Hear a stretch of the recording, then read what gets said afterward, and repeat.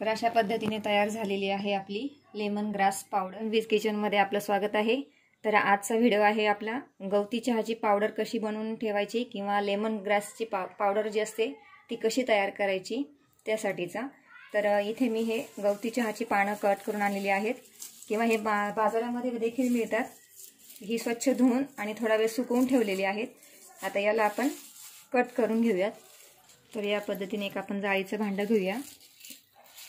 हा गवती चहा याच्यामध्ये कट करून ठेवायचा। गवती चहाचे खूप सारे फायदे असतात। अतिशय हा गुणकारी असतो गवती चहा। गवती चहा आणि आलं टाकून बनवलेला जो चहा असतो तो सर्दी, खोकला, अंगात जी कसकस वगैरे येते त्यासाठी अतिशय गुणकारी आहे। त्यामुळे गवती चहाचे खूप सारे फायदे आहेत। तर हा बाजारामध्ये मिळतो, हा स्टोअर कसा करून ठेवायचा ते मी आज तुम्हाला सांगणार आहे। तर अशा पद्धतीने हा कात्रीच्या साहाय्याने कट करून घ्यायचा आहे, बारीक बारीक। हा कट करायच्या अगोदर धुवून ठेवायचा। कट केल्यानंतर धुतला तर हा व्यवस्थित सुकला जात नाही। तर या पद्धतीने मी हा सर्व गवती चहा कट करून घेते। तर अशा पद्धतीने हा सगळा गवती चहा मी कट करून घेतलेला आहे। पहिले आपण एक पेपर घ्यायचा आणि पेपरवरती हा थोडा पसरून ठेवायचा गवती चहा।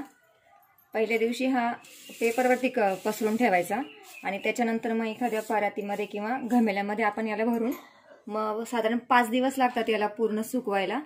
गवती चहामुळे काय होतं, आपल्या चहाला पण सुंदर मस्त वास येतो आणि गवती चहाचे फायदे पण खूप आहेत। त्याच्यामुळे आपण हा गवती चहा वापरायचा आहे।